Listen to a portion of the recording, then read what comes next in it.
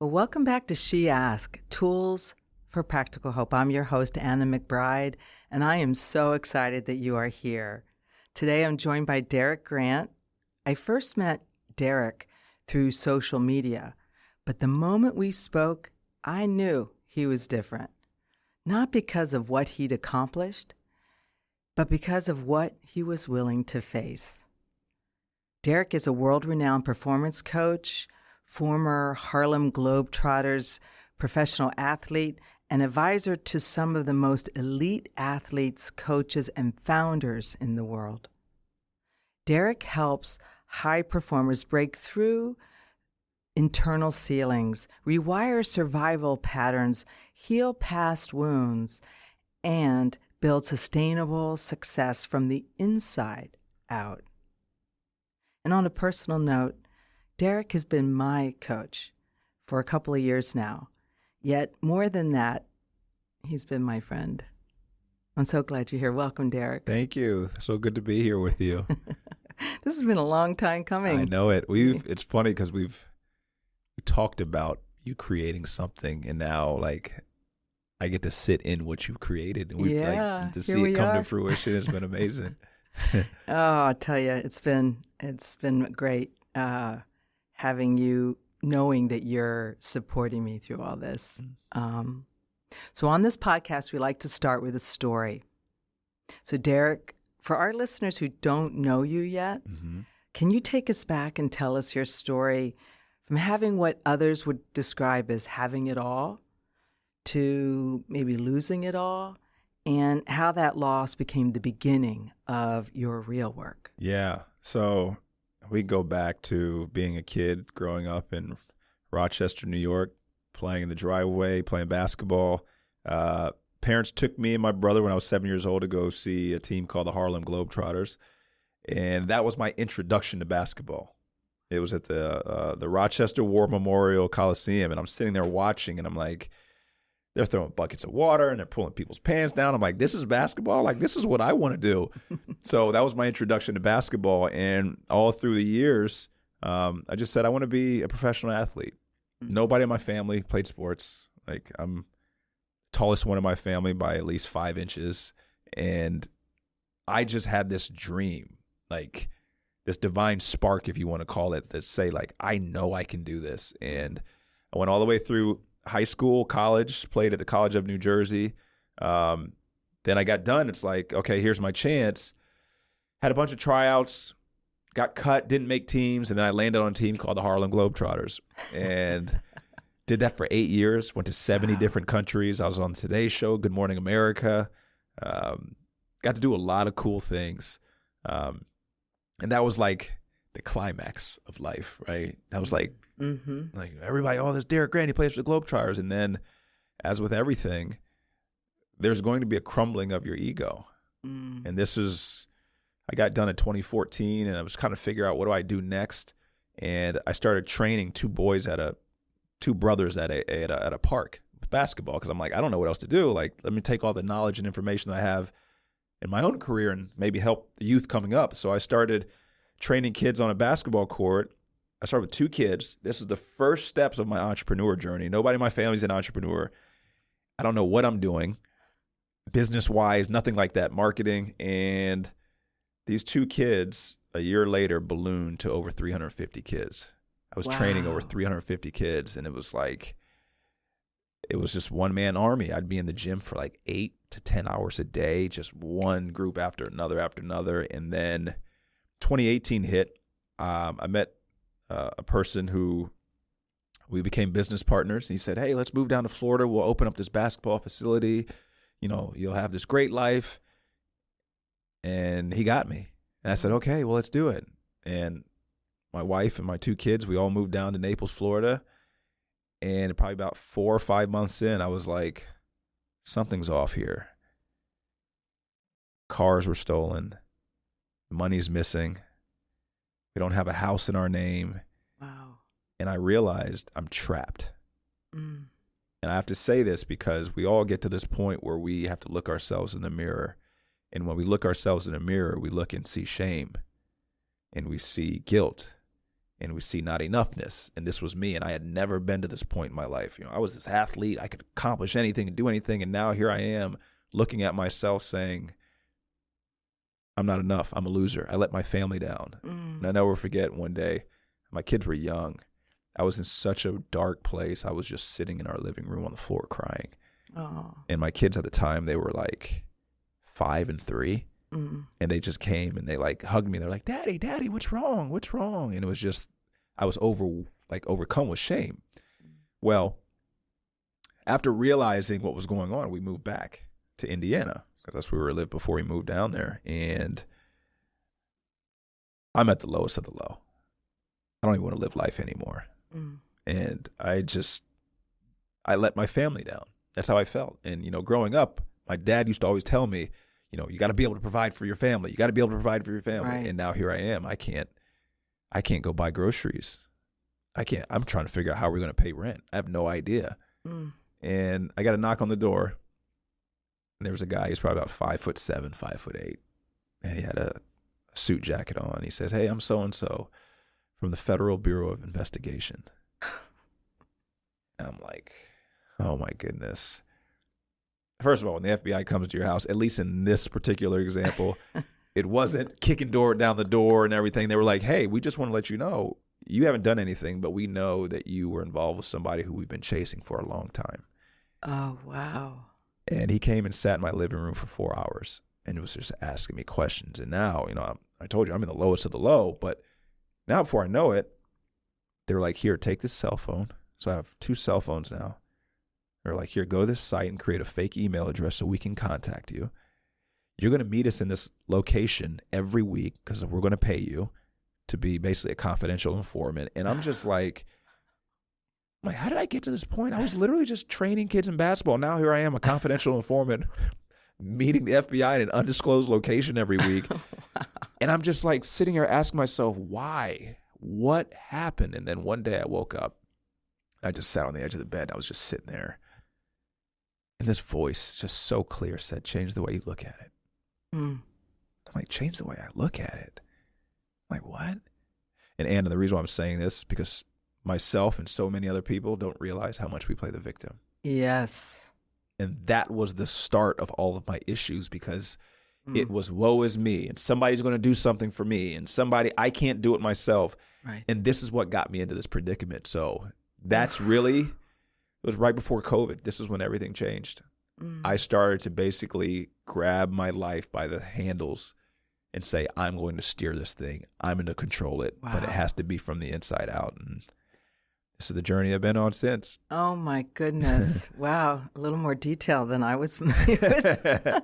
Sitting next to a FBI informant. That's incredible. Yeah. Okay. So a few follow-up questions. Sure. When everything fell apart, what was the first practice or tool that you reached for?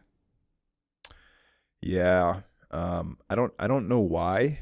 I mean, this became a coping mechanism, I think, growing up when I was young, but it was always isolation, right?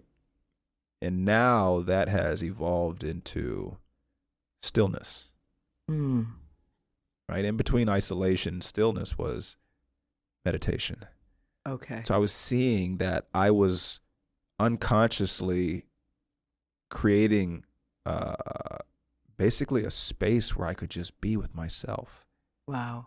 And I couldn't run away from it anymore. So I would literally just go in my closet.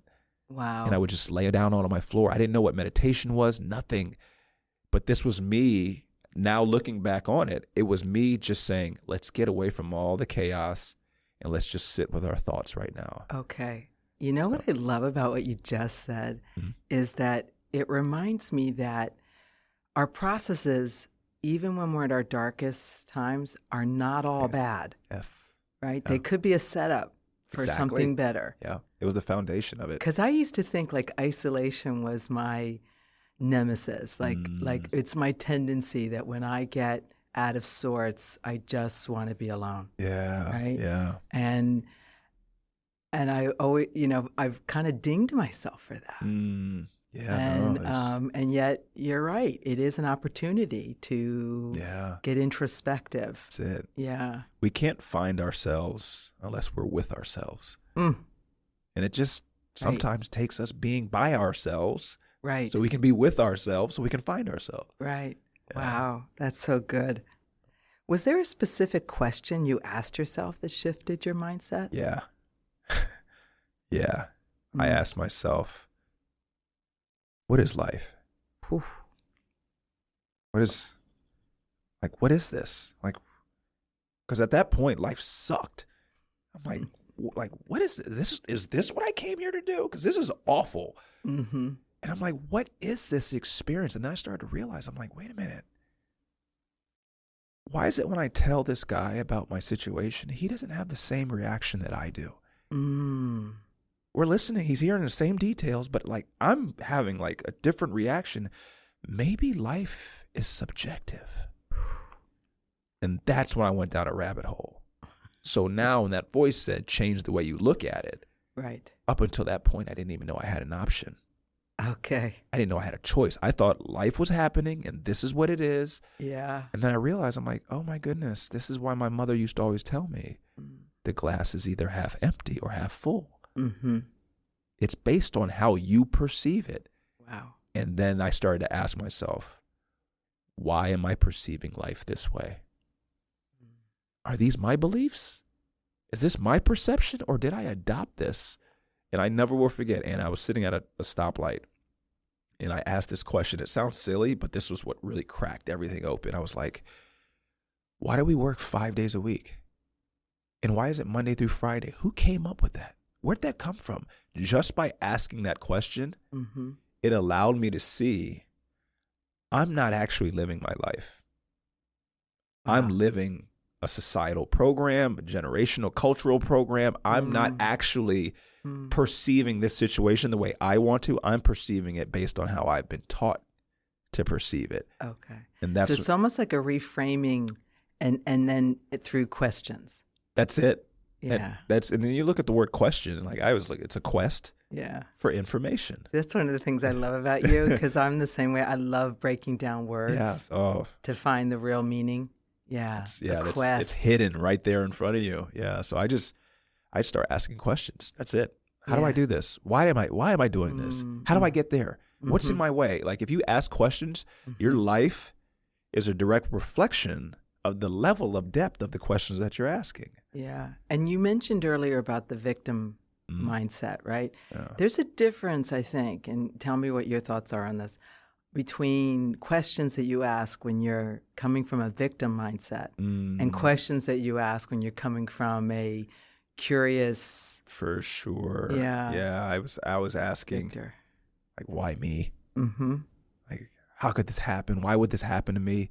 I remember I had a story telling myself, I've done good to so many people. Why would something bad like this happen to me? And and then my question started to ask, with bringing in accountability, what did I do or what didn't I do to create this situation?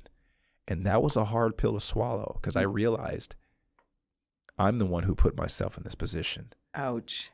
I can't blame anybody now. Like, right. To be able to look yourself in the mirror and say that. Right.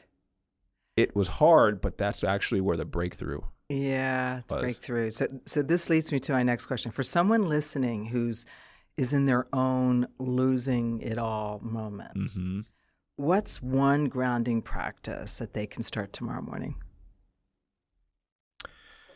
Yeah, I mean, first understand that the situation isn't the issue. It is the way that you are perceiving the issue. Okay. So the first thing that I do is we have to bring awareness to it. So I just ask the question, if I could go back and redo this whole thing over again before this happened, what would I do differently? Oof. So now, just by asking that question, you're extracting the information.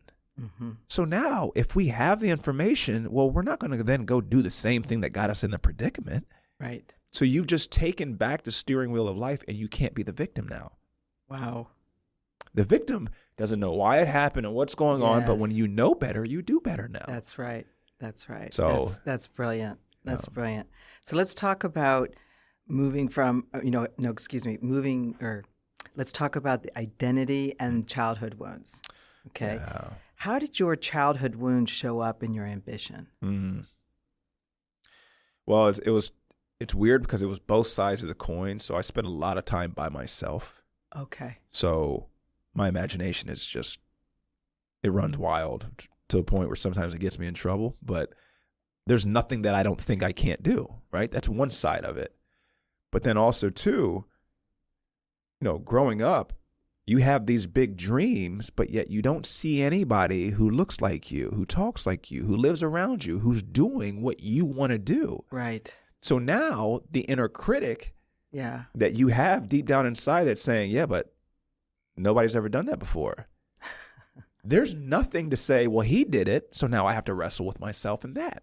Okay. So yes, this imagination has a positive side, but then also too, it has a negative side of, well, I've never seen anybody do that, so how can it be done? And I see this happen with people I work with. Yeah. We think because someone has never done something or we've never seen it that it can't be done. Yeah, exactly. There always has to be a first. And I started to I'm relearning how to have this childlike wonderment right. and belief that anything is possible regardless of what it looks like on the outside. Yeah, I can so relate to that. Yeah. I mean, I never was alone as a child because I came from such a big family. Sure. Yet, and because of the dysfunction that was going on at home, I also clung to my imagination for escaping and dreaming about what I wanted to do. And I shared with you before how I really wanted to be an Olympic athlete. Yes. Swimmer. And Right. so, and I announced it like at age 7 in front of my family, much to their, laughs. And I used that to make me or push me to raise money to buy my first bike so that I could ride myself to swim team practice. Wow. I was creating, because there was no one around me. I mean, female athletes when I was growing up were rare. Sure, yeah. And it was kind of like either you were an athlete or you weren't. Right. Right. And there was no one in my family that was that kind of athlete. Sure, and I think that's what I was hearing the laughs were about. Wow. And you're right. We can use our imagination to either fuel our actions, or we can choose it to talk us out of it, right? Yeah. And a lot of us don't realize we're using our imagination to create the prison instead of the paradise. Oh, it can do both. Right. But which one are you using it for? So when you ask the question, what question did I ask? When I realized, oh my goodness, if I did this to create this mess, do I have the ability now to create something that's exactly the way I want? And I mean, that was back in 2019, and I've just been on a journey ever since trying to figure out how do we create our lives the way we want. Right. Yeah. Wow. Yeah. That's great. So how can someone identify whether their drive is coming from purpose or from an unhealed wound? Yeah. I always say the thing that you're going towards. If you didn't accomplish it, how would you feel? So I want to, build this and make this much. Okay, cool. Just imagine you never get there. Would you be disappointed? Would you be sad? Would you be upset? Would you be angry? If it's a lower emotion, that tells you that you had unconsciously created this through the ego, and the ego thought that if we accomplish this, then it will be enough. Okay. And that's what we were actually chasing. But when you do something out of passion, because it lights you up, and passion always leads to purpose, I'm just doing this now because this aligns with me.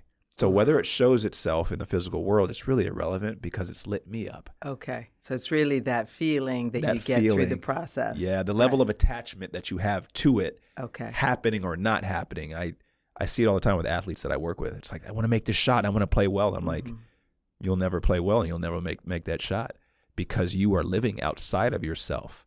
Okay. You think that this shot or this performance is going to make you feel enough. Wow. Life can't work that way. Yeah. Oh, spoiler alert. All right. So what's one journaling prompt you'd give someone to uncover the root of their ambition? Oh, Is it wow. that one about whether you're about feeling how it would feel? Yeah. Every if you go to my journal, every journal prompt is the same with me. Okay. Every day. It always says, today I feel ... Hmm. And then I just let it out. And that will tell me what is the energy that's behind right now. Ooh, That's more okay. important. Like, whatever your goal is, that's irrelevant. It's the energy behind it. Okay. Am I doing this out of fear? Am I Right. doing this out of shame? Am I trying to prove that I'm enough through Right. this accomplishment? So it identifies the outlook, not the outcome. Exactly. Yeah. Yes. Which is the mindset. right? Exactly. Yeah. Yeah. Wow. I just think of our minds as engines, Mm-hmm.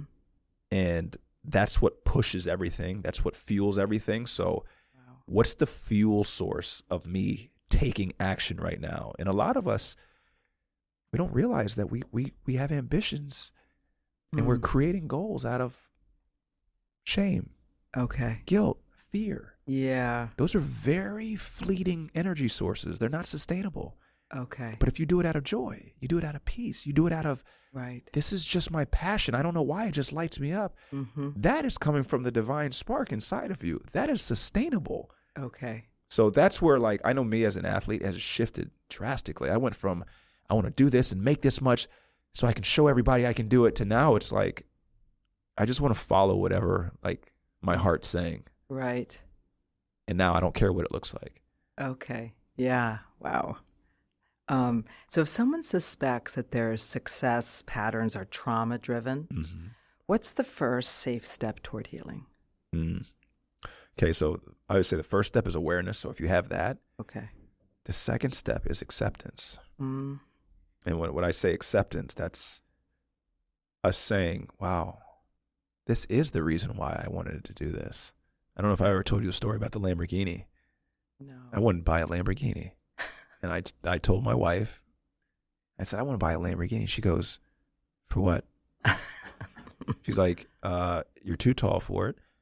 You can't drive it as fast as you really want to. And they're loud.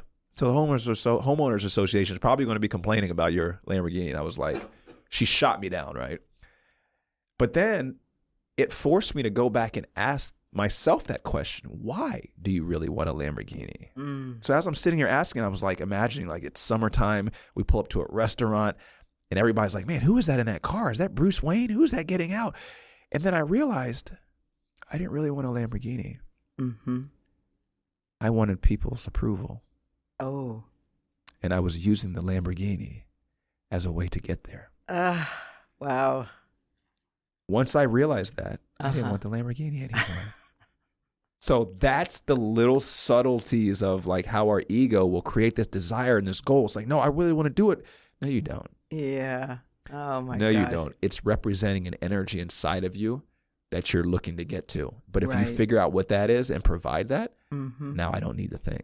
Oh my goodness. Wow. That's too bad for people selling Lamborghinis. So let's talk about moving from collapse to healing. Mm. When did you realize this wasn't just a financial loss, but a spiritual wake-up call? Oh my goodness. First of all, I didn't even know what a spiritual awakening was. I had no idea. Mm-hmm. And I just started to look at life and realize how much of my life isn't really my life. Mm. It's not mine. My relationship to money, that's mom and dad's relationship to money that you've adopted. Okay. How I view myself, that's really not how you view yourself, Derick. That's how you think your dad views you. Ouch. Yeah. So I started to, like, look at my life and I'm like, I'm not really living. Mm. I'm not. This isn't my life right now. I am wearing all of these masks and playing all these characters.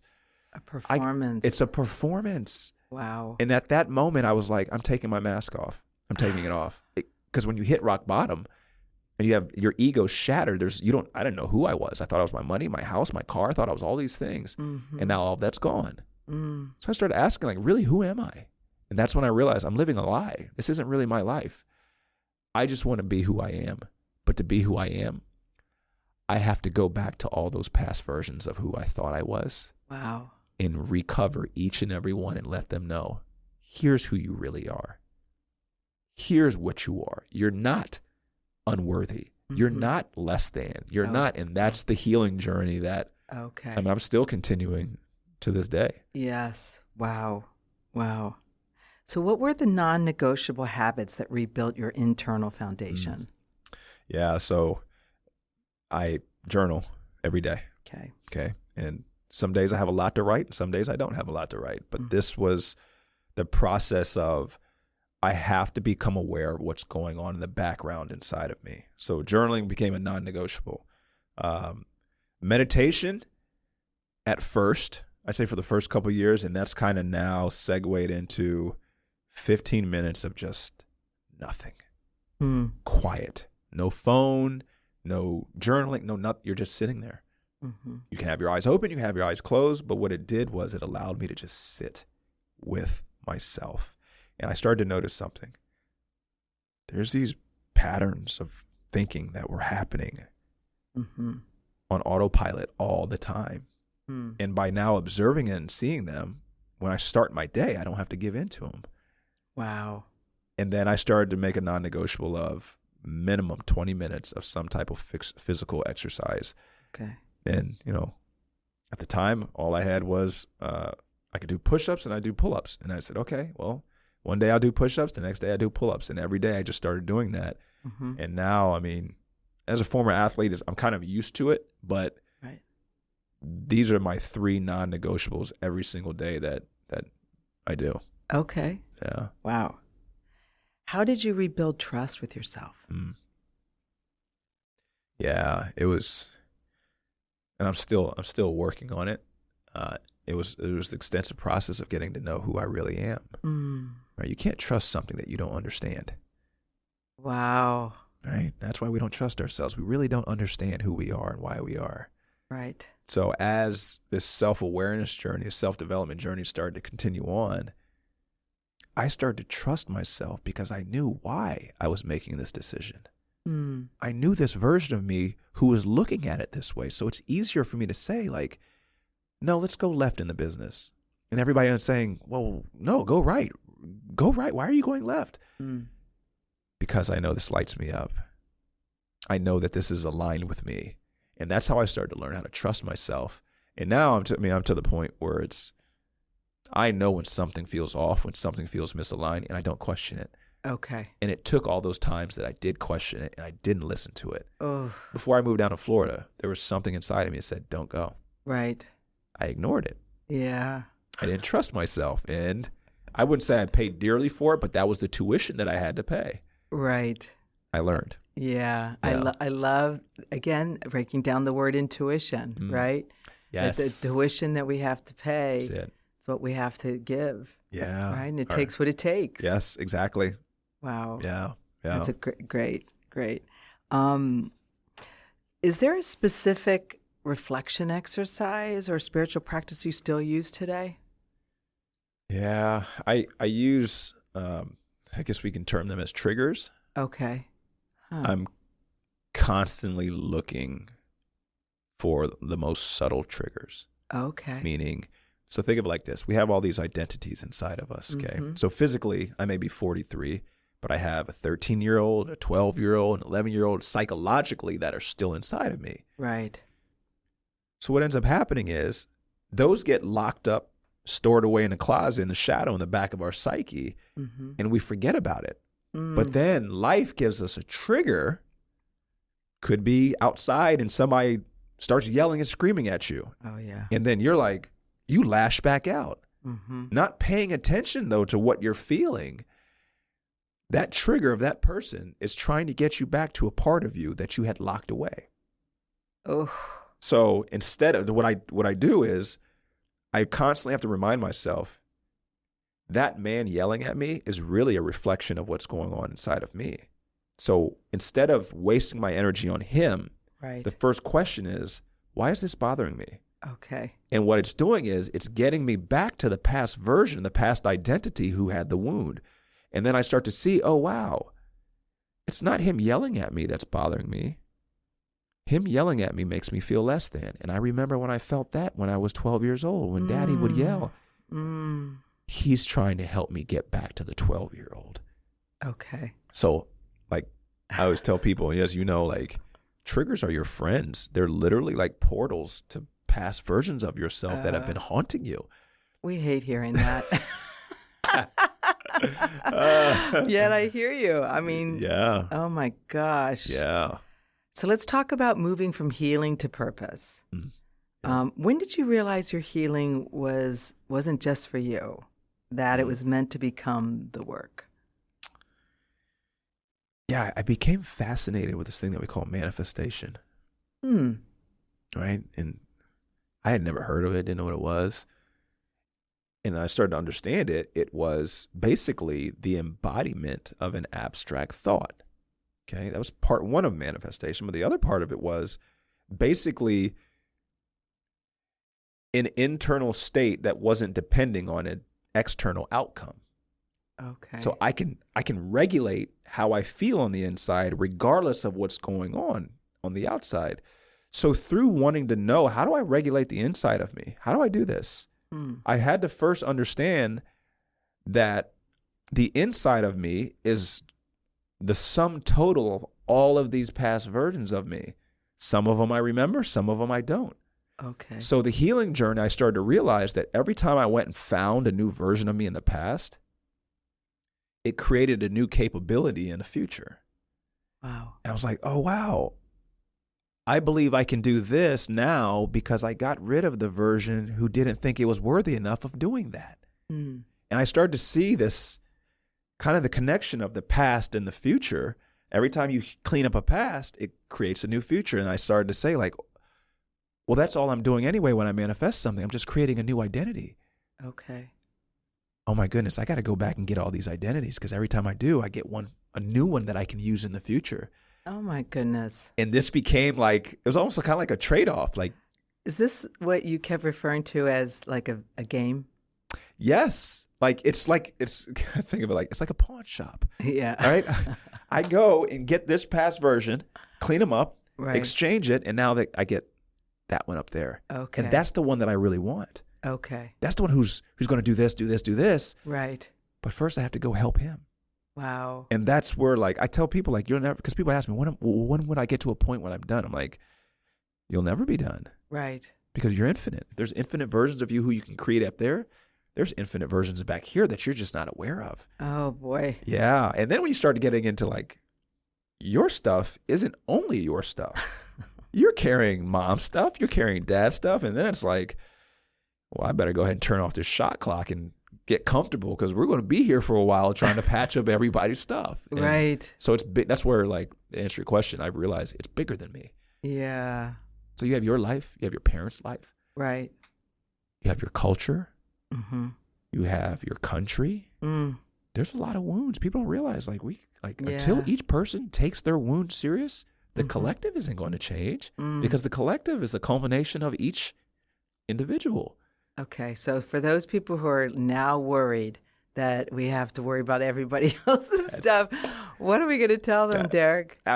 So here's what I did, right? Because it became overwhelming. Because here's what I used to say. I'm like, I want to change the world. I want to help the world. That's what I used to say. I want to change the world. Yeah. And one day I just sat and I looked at my street, and there was a lady across the street, and I was like, well, why don't you start off helping her? Mm-hmm. You're over here worried about going over here and doing this in the world. Why don't you just start on your street, start in your community? But then when I said help her, I'm like, how would I help her? I have to be in the right state. Right. So why don't you just focus on you then? Okay. And then that will help you to help her, and then she'll help. All right. It ripples out. It's a ripple effect. So this is how we keep from being overwhelmed. Okay. Stop trying to eat the whole pizza pie. Just eat the first slice. The slice was you. Focus on you. That's what makes the world a better place. Wow. That's so deep. So what did it take to trust that your lived experience was enough to start helping other people? Can I be honest with you? Okay. I said I wanted to help people and help the world, but really, after like diving deep into it, I realized I just wanted to help myself. I didn't want to help the world. I wanted to help myself. I didn't want to heal the world. I wanted to heal me. Mm-hmm. So now the focus has shifted. I really, like, people send me DMs all the time. Oh my gosh, your content helps me so much. I'm grateful for that. But really, the mission has always been, help yourself, D. Heal yourself. And that's how it creates a ripple effect. By me healing and helping myself and just expressing and talking with the world, it touches that individual, Yeah. But it was never like, go help Susie and go. Because then if I do that, that's the ego. I'm living outside of myself again. Right. Instead of fixing the inside first. So, wow. Yeah. I do think, my biggest purpose is really to heal. Yeah. And the rest will take care of itself. That's it. That's literally it. That's it. Yeah. Wow. Yeah. Incredible. Now, what shifted when you stopped chasing success and started, leaning in towards alignment? Life became so much more streamlined, so much more smooth. It's just like, oh my goodness. There's no words. It's just free flowing. Like now, I say that I don't want people to think like, oh, I just sit around all day and like, okay, well, life's going to come and make it. It's not that. It's, does this align? Yes or no? Mm-hmm. And here's what we have to understand. This is why trust is super important. Alignment in your life may look like misalignment in someone else's life. What's aligned in my life may not work for you. That's why I have to know what alignment feels like in my life. So that was just a learning curve of just learning how to trust what I feel. And then I started to look back. Oh my goodness, I remember being a little kid and intuitively just knowing this felt off. There's something weird about this. This doesn't feel right. But I would just ignore it because the logical mind was like, well, maybe it's this, instead of just trusting that feeling. Right. So now I run my business this way. Everything I do is based off, okay, how does this feel? And then we can apply logic and reasoning to it. So if it's an alignment, it feels smooth. It's easy. And here's the deal. Ready? Most of the time, alignment on the inside looks like misalignment on the outside. Because you're not taking care of them. Yeah, that right. But like them. even what I do now, like if somebody would have told me 10 years ago that this is what I'd be doing. Yeah. No, I'm a basketball coach. I'm in the basketball world. I'm in the athletic world. I wouldn't be talking about this and this. But I just gave myself permission to follow what felt right. And it defies what it would look like on the outside. I understand. Yeah. Okay. So let's talk about coaching for coaches. Oh, yeah. You created coaching for coaches as a spiritual path for business, which is so different than the traditional hustle model, right? I was lucky enough to be in the pilot program of it. What did you see missing in the coaching world that made you build it this way? Yeah, I hired business coaches, and after like 3 months, every time I'd be like, I don't agree with this. This doesn't align. And I'm over here just shelling out a bunch of money and it just doesn't feel right. And then I started to trust myself that maybe they're not wrong. It's just an outdated model.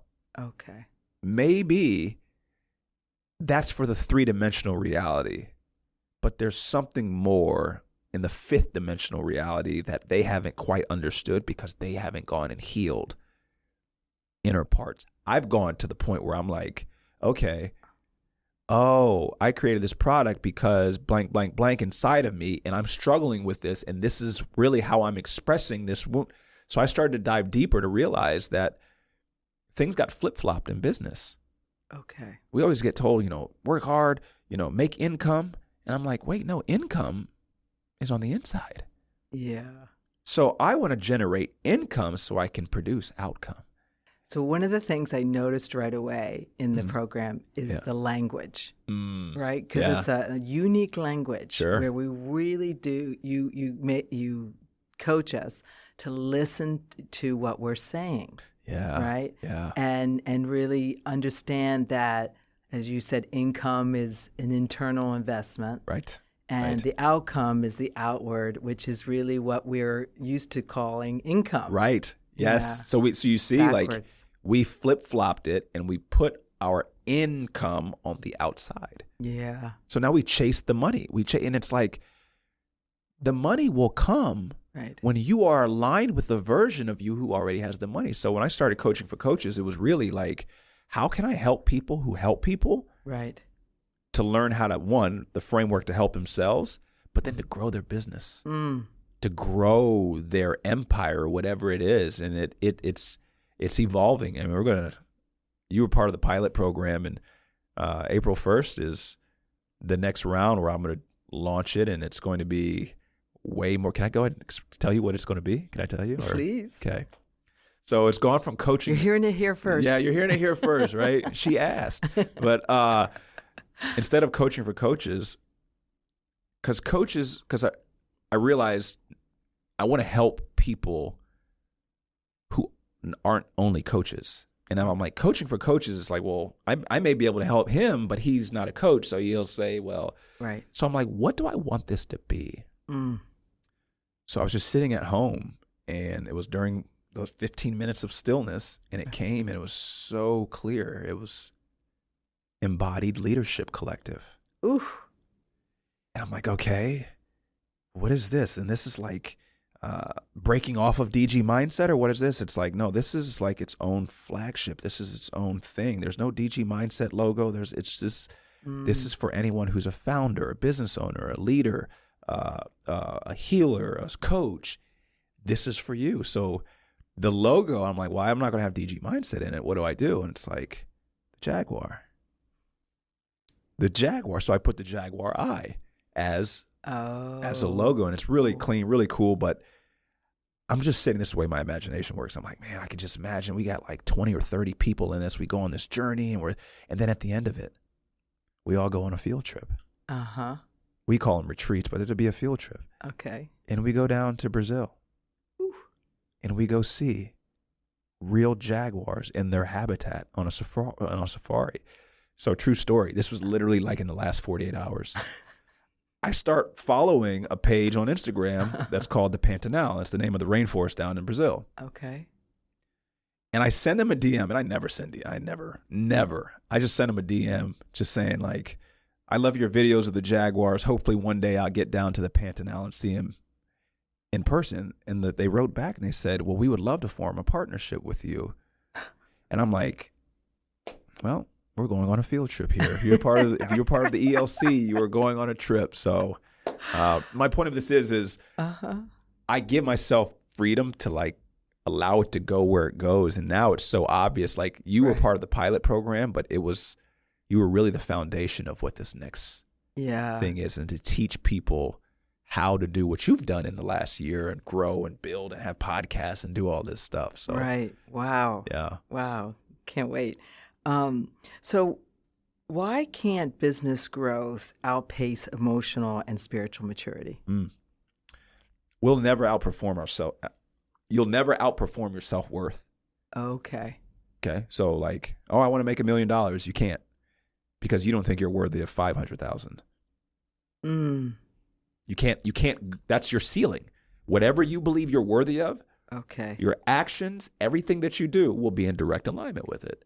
Oof. So what a lot of business owners don't realize is we have these lofty goals, we want to do this, and then they get stuck. Right. They don't realize it's not because of strategy. It has very little to do with what's going on in the actual business. It's because internally you have a subconscious block that says, I can't do that. I'm not smart enough. I'm not good with money. Right. I'm unworthy. And this is what's stopping you from reaching the levels that you want to. So I spend more time on that part than I do this part. A monkey could figure out business, but that's not what stops us. It's the inner part that's unseen. Okay. Wow. Yeah. All right. So let's talk about some practical questions like about coaching. So what are the top 3 mistakes coaches make when they skip the inner work? Oh, goodness. Well, what I found is we can't help someone to the depth that they need to be helped at, right? So we'll use this analogy, okay? As a coach, if I work on myself, I understand myself just a little bit more. I can go to different depths, okay? So if we're in a pool, I can swim down to 30 feet because I've gone 30 feet within myself. And we know when we get down to 30 feet, there's the pressure, your ears hurt. Like it's a little different than being on the surface. Right.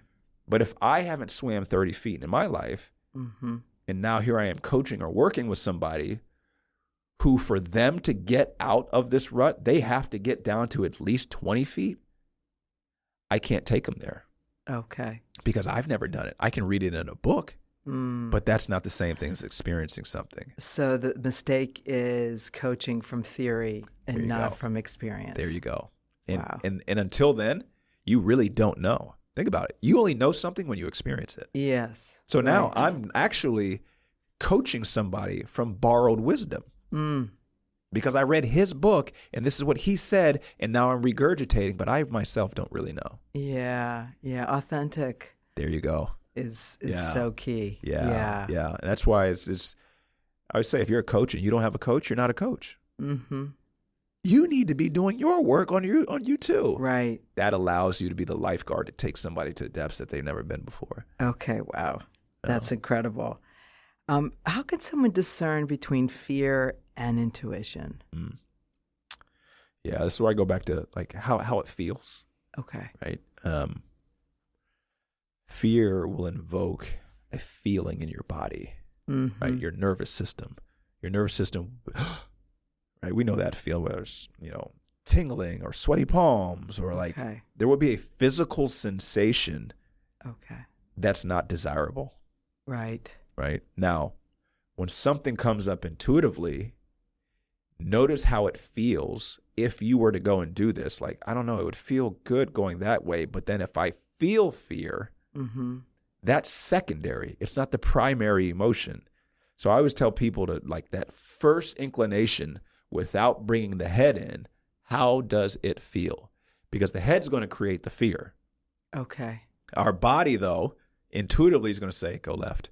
And the head's like, yeah, but if I go left, but that's not intuition. That's the secondary. That's the ego coming in secondary saying. Okay. Yeah. So fear is a secondary For sure. Yeah. feeling. Yeah. That Now, is interesting when it comes to things like intuition. Exactly. Yeah. When it comes to things like that. Now, don't get me wrong. There's,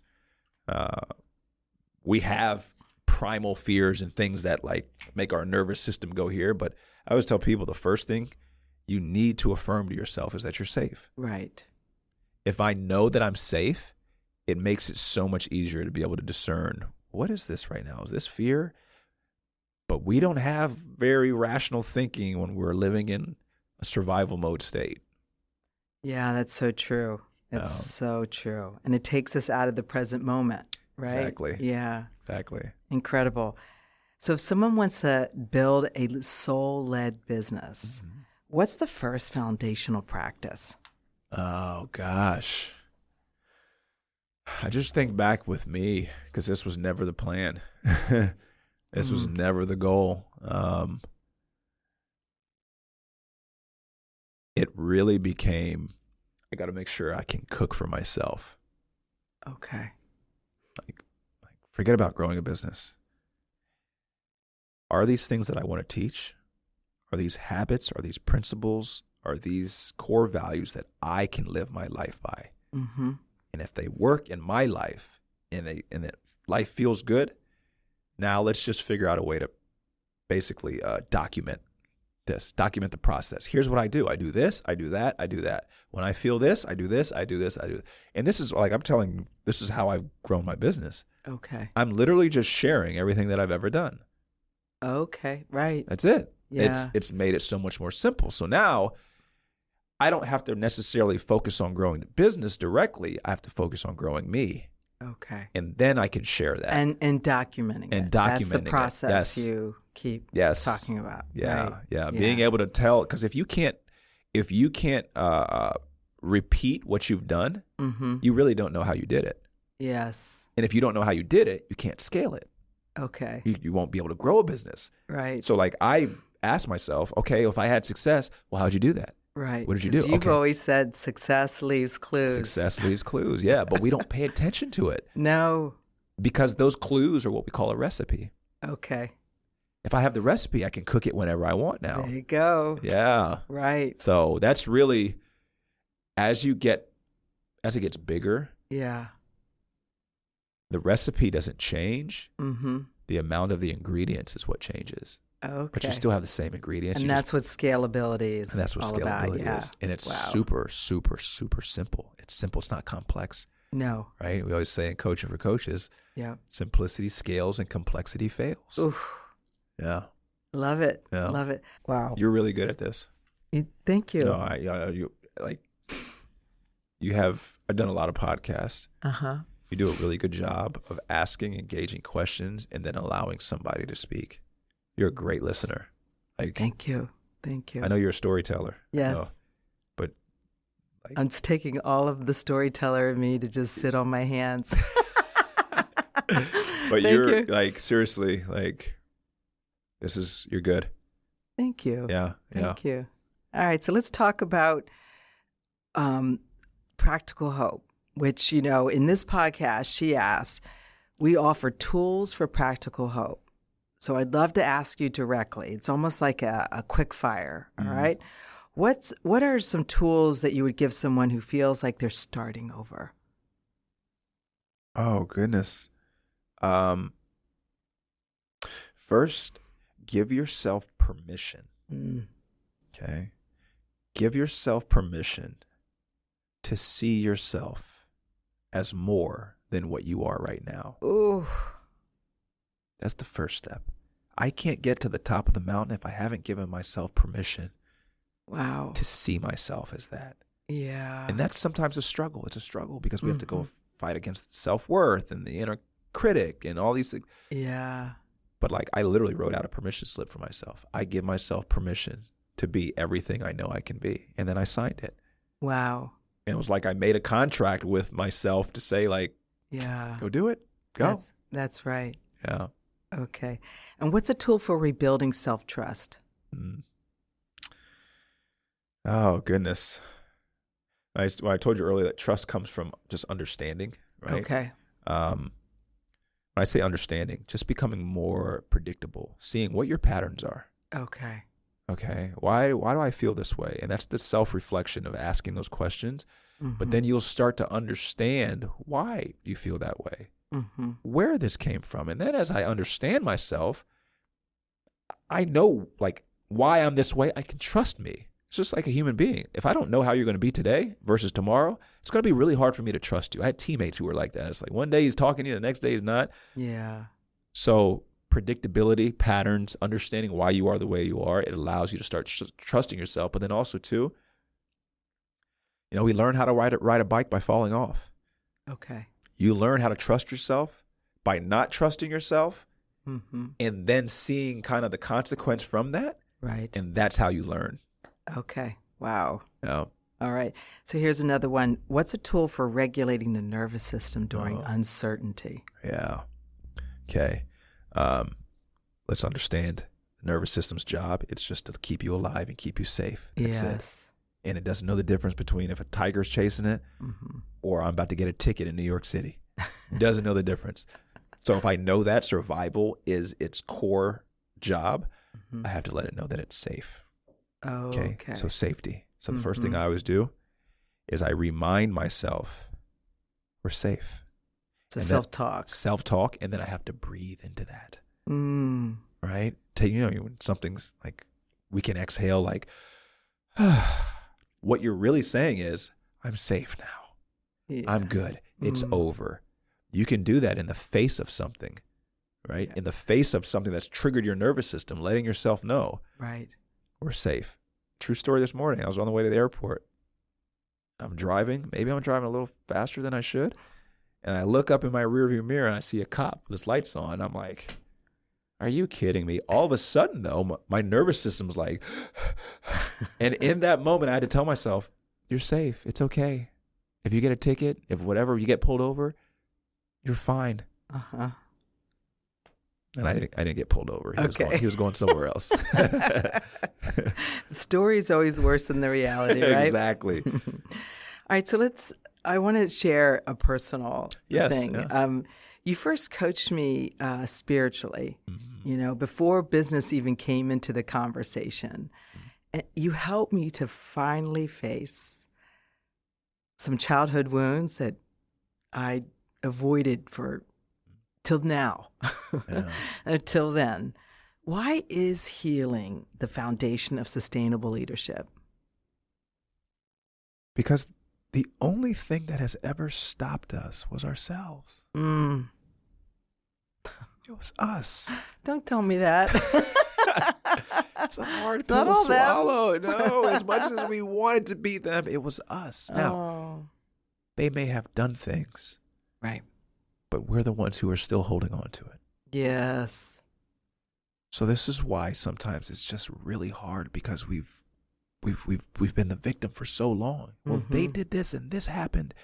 Yes, but why are you still holding on to it? Oh my goodness. And that's where, like, I always tell people, I'm really just your Uber driver. I take you to where you haven't been wanting to go. Let's just go. I'll go with you. I won't.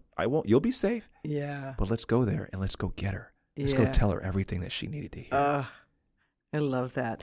What shifts when someone integrates her childhood wounds instead of performing over them? Oh. You become, I don't know another word, but like so much more aligned. Mm-hmm. Your desires change. Okay. Tell me more about that. Yeah, so I use the example of the Lamborghini, right? The desire changed drastically. I didn't want to spend $400,000 on a car, right? I was like, I'm fine with buying a little $40,000 car. I'm fine with that. I'm okay. Right. I don't need that anymore. Right. But here's what ends up happening. You move so much into alignment, we start to experience this thing that we call fulfillment. The smallest actions, we go to dinner, you could be playing with your kids, a conversation, it brings you so much joy. Right. Because you're seeing it through the lens of a healed version of you instead of the unhealed, distorted version of you. Okay. So everything, the quality of life increases drastically. Wow. And you won't be able to like really articulate it. I'm just not happier. I'm just content. Yeah. More regulated. Right. Yeah. I love that. What would you say to the woman listening who feels like she's behind? You're right on time. I've been there. Yes. These are things like that. Yeah. Society has done a wonderful job of making us think that there was these checkpoints that could be measured by time. Right. Time just creates pressure. That's when you think about it, when you look in sports, right? He shot that same shot in the first quarter and it was no big deal. But when he shot that shot at the end of the game for the win, there was all this pressure. Right. The shot didn't change. The time of when he shot it changed. Wow. So society has done a wonderful job to make women think, well, you have to be at this place at this time. And you got to have kids by this. You need to be married by this. Says who? Yeah. This is my own subjective experience that I'm calling life. I get to decide what my timeline is. So having that authority and autonomy over your life will be key, because everybody's exactly where they're supposed to be when they were supposed to be there. Yeah. Everyone. I love that. Yeah. We're right on time. We're right on time. Yeah. Wow. So let me add some finishing up questions. What does having it all mean to you now? I'm going to try not to get emotional here. Okay. Where's the tissue? Yeah, right. I've realized I have it all. Having it all isn't out there. Right. Or I thought it was. This is part of having an abundant mindset. Right? The richness of life. My son asked me one day when he was in third grade, he said, "Dad, are we rich?" I said, "Well, what does it mean to be rich?" And he says, "When you have a lot of money." I said, "No, that's not what it means to be rich." And he kind of looked at me. He was like, "Well, that's what everybody else at school says." I said, "No, what it means to be rich is when you realize you don't need anything because you have everything already." Ooh. I have my awareness. I have a sound mind. I have my health. I have love around me. I have access to all of these things. Right. They were always there. Even when I went through my tough time, they were still there. I, though, just couldn't see them. Right. So this is why the healing journey is so important, because we look at life like this, but as you start to heal, you start to see everything was already here. I had everything inside of me. Wow. So that's a true Wizard of Oz story, right? right. That is, to me, like, I have it all. I've already, like, I feel like I've beat the game already. I'm just trying to enjoy it for what I can. But if I died today, I wouldn't be like, oh man, I wish. I'm good. Wow, that's great. Yeah. Okay, so let me see. I have a closing question. If someone listening is feeling called to a bigger life, right, but also feels afraid, what's the first question they should ask themselves? It's going to be twofold, but the first question I would ask is who or what version of me is this that's afraid? And why are you afraid? What are you really afraid of? Okay. If this goes the way you've imagined, what are you afraid will happen? And what you want to do is you want to get to the root emotion. Yeah. Well, I'm afraid that if I fail, everybody will laugh at me. Right. Or people say that I'm a failure. Okay. So you're really more worried about not being accepted. Not being accepted makes you feel shameful. Ooh. So this is the energy of shame. Okay. You need to realize that you're enough and go back and find those versions of you who learned or thought that it wasn't enough. If you do that, you won't have a fear now. So it's almost, again, becoming aware of what is the energy behind your drive towards a bigger life. Exactly. Yeah. Who's the one sitting in the steering wheel? And that one is an energy. It's shame, it's guilt, it's fear. Okay. To make it easy for everybody, you may be feeling fear, you may be feeling guilt, you may be feeling anger. It will always trickle down to shame. Okay. And for that's the biggest one. It is literally like, if you look at Dr. David Hawkins' scale or map of consciousness, everything, the bottom one is shame. Every human being has this innate That's fear. the lowest energy. That's the lowest frequency, the lowest energy. We're all scared that we're not enough as we are. Ugh. So this is what makes coaching easy. Right. I'm just taking you on a journey to show you where you were worried about not being enough. Okay. And this is where we're going to repatch. Okay. Yeah. Oh my God, that's so good. Yeah. So 2026, what's next? You know I'm a numerology geek, Yeah. right? And 2026 adds up to 1, which means this is the year of growth and beginnings, creating. So what's on the horizon for DG Mindset? You mentioned the Jaguar. Yes, thing. yeah. So I want to take this embodied leadership collective and help build sustainable leadership in different industries. So maybe this person's in real estate, maybe they're in the music industry, maybe they're in, coaching, teaching and coaching them so that they can then go off in their industry and slowly start to make this ripple effect become just a little bit bigger and a little bit bigger and a little bit bigger. So definitely want to get out there and travel more. I've, as you know, with retreats, love throwing retreats. I love having them. But now it's like, okay, let's start branching out. Let's start seeing the world now. Okay. Let's start going to places that are great in and of themselves, but when we have an experience that's linked to it, so people can start to experience and create lasting memories that also have transformational change. Wow. I love that. Oh, thank you. I love that. So I know this conversation has sparked a lot of our listeners. So for those that want to learn more about this program that you just described or more about DG Mindset, how can they find you? Yeah. I make it easy, make it simple, right? You go to dgmindset.com or you can go to Instagram. It's at DG Mindset. I don't go on TikTok much, but there's enough content on TikTok. It's the same thing as DG Mindset.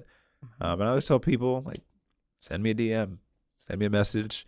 I run all my stuff, so it's not somebody else running it, and I don't have access to it. So I always try to get back to people when I can, and those I try to make it as simple as possible. Those two places you can find me. Okay. Yeah. That's how I found you. Yes. And here we are. Yeah. Here we are. Yeah. I just want to thank you, Derick, for being my special guest today. It meant so much for me to have you here on She Asked, where healing meets practical hope. And until soon, I'm your host, Anna McBride. Be well. Oh, that's good. Really good. That was fun. Really, really good. I want to tell you too, it's like in the basketball world, they call them coaching trees. Coaching trees? Or like, say the coach of the Knicks, he used to be under this coach, and then he went off, and you start to see like there's a trunk, and like Red Auerbach had all of these people who were underneath him, and now and then there's all these branches. Mm-hmm. As a coach, as a teacher, as a mentor, to see you and what you are doing, it makes, like, I shouldn't say this because I don't want to come from ego, but like it makes me proud because I always knew, I'm like, she's going to do something that she's going to do it. And to see you then doing it. Yes. When a lot of people give up when they don't see the results right away. Right. Yeah, I got this income thing down. Yeah, you're a true student. So thank you for just really staying true to you. You're the true coach. Oh, I so appreciate it. Thank you so much. Yeah, this is good. So how many guests do you have on, like, in a month? Do you do an episode a week? Okay. Are they mostly like around here? Like how do you? No, we branch out all over. Oh. Yeah, we've had people. A lot of them are done by Zoom. Okay. And the ones that are local will, we either bring them to a studio or I'll make them schlep to my apartment studio. Yeah. This was nice. This is really. Yeah, this is nice. I mean, apologies for the location because of the traffic. But it was either here or Brooklyn. And I wouldn't have wanted you to Yeah, Brooklyn would have been. That's where you get your studios. Yeah. Wow. Okay. Okay. All right. Thank you, Derick, for joining us on She Asked, where healing meets practical hope. I'm your host, Anna McBride, and until soon, be well. Good. Okay. Is there like not a dream, but like what do you want to do with this? Like how? Well, I'll tell you where this came from. Yeah. So my parents, and I think I told you the story, when my dad first retired, well, let me back up. My dad always wanted to be an actor, but he grew up in the family that he did, and his father told him that actors were, sissies, right? Oh. So my dad went to college for law, but he minored in drama, and his roommate was Ed McMahon. And Ed McMahon went his way, right? Ed McMahon was majoring in business. And my dad and Ed McMahon used to do this tech crew for all the plays at Catholic U in Washington, D.C. And so my father, when he retired, because he became a pharmaceutical HR VP. That was his career, right? Training people, basically education. And when he retired, my mother and him bought a radio station in Cape May, New Jersey. Yeah. And I was just getting out of college and had a lot more free time. And so I went down and spent the summer, and one of my brothers lived there, and he and I did the midnight to 7 a.m. shift. And we turned it into a jazz radio station, WBNJ, Joy, 105.5 FM. This is your host, Anna McBride, doing jazz and all night. And so anyway, I got to play a little bit of that. And then now it's like a fulfillment of that, kind of the dream. Wow. Because I always was told I had a voice for radio. For sure, yes, yeah. No, you're... And I believe it's deep for a reason. Yeah, for sure. Is there any, like, guests that you would love to have on here? Like, any people? Yeah. I mean, I'd love to see people from all kinds of walks of life, but I just love good conversations. Sure. I think I could have a really great conversation with we see some big personalities, whether that be Oprah or whether that, I would love to have a Iyanla Vanzant. Do you know who she is? Mm-mm. She's a very colorful woman from Baltimore who actually was on the coattails of the Oprah Network when she first started. And Iyanla started this Fix Your Life idea. So she helps people fix their life. She's a lawyer by training, but a evangelical. But she's this very colorful woman. I've done a lot of studying with her. Okay, yeah. And so she's just a colorful character. And anyway, I think that would be great. Also, Brene Brown, I would love. I've studied with her. Wow, yeah.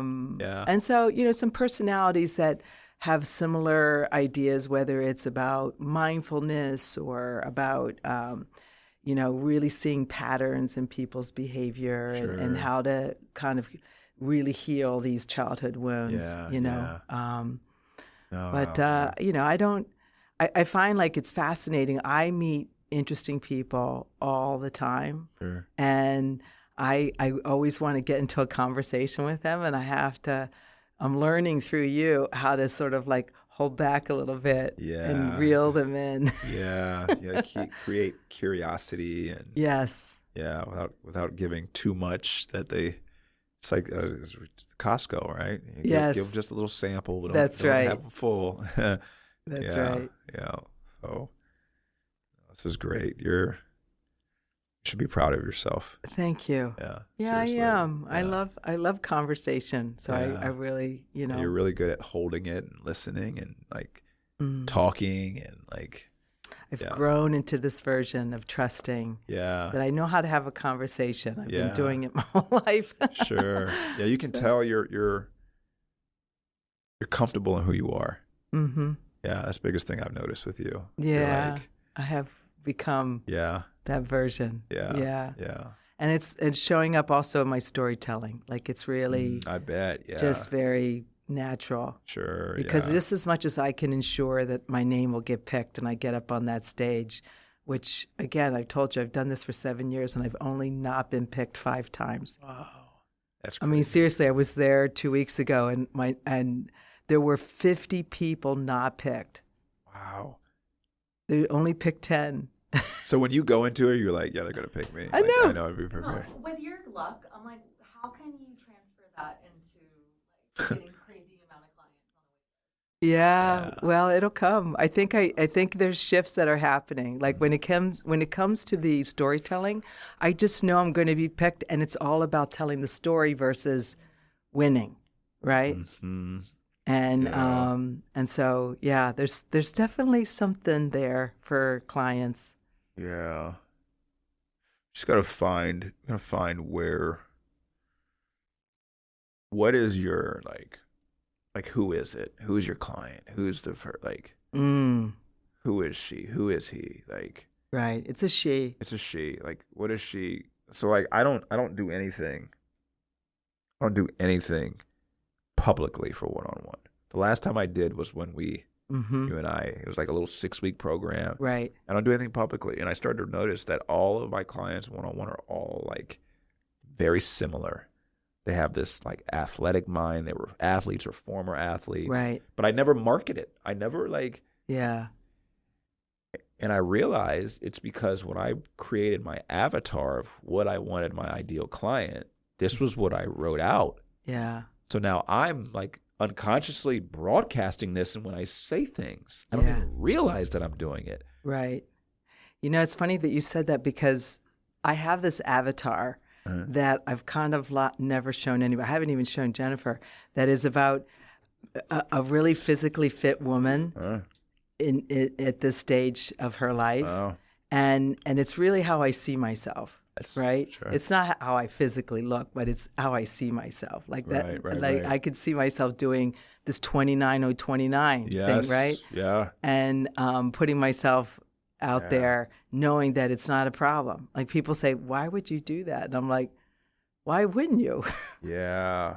And I think that's the person that I find so interesting. It's that kind of client. The ones that can't see themselves. Mm. The way I secretly see, I don't advertise it, but I see myself that way. Yeah. I've never thought I couldn't do what I really. Sure. That was the 7-year-old who earned the money to get the bike, to ride herself up that highway, to get to swim team practice because she was going to be in the Olympics. Yeah. Oh, yeah. You know? So because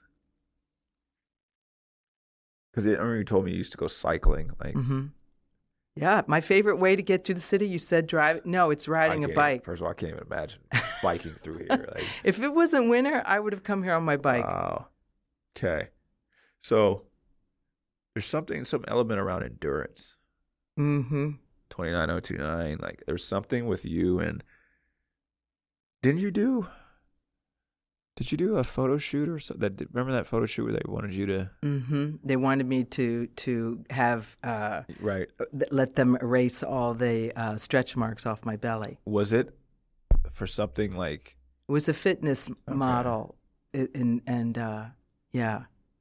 And I said no, so they said okay, goodbye. Okay. I'm just thinking out loud. Like, have you thought about like marketing towards like? Not necessarily female athletes, but females who have this athletic mind, like yourself. You're an athlete. Like, yeah, right. On the surface, it may be like, oh, well, she does something, but like inside, you're an athlete. So like everything that you're doing is geared towards that frequency. Yes. And then those women will resonate. Every person who, when you're being who you are, you will naturally attract people who are.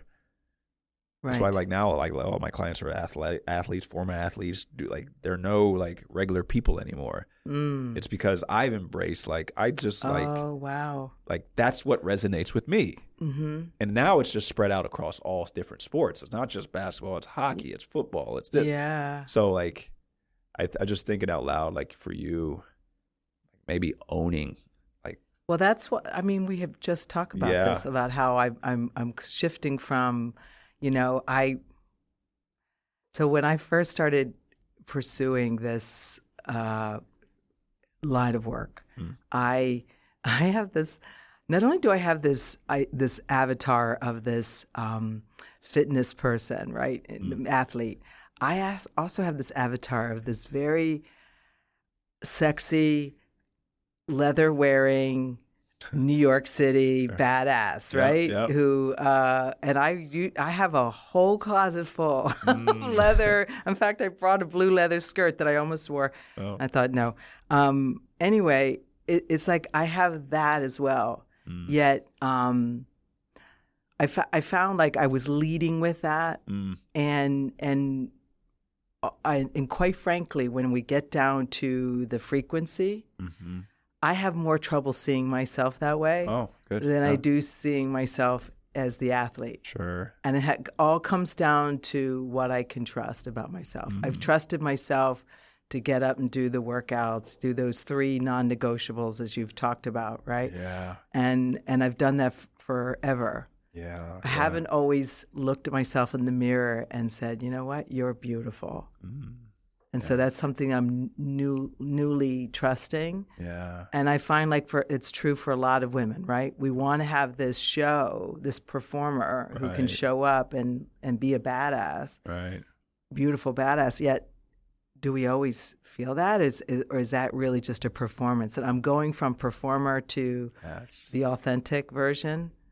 So like asking yourself, who am I, like really at the core of me? Like when do I feel the most? And is it the athlete? Is it the? It's both in a way. Sure.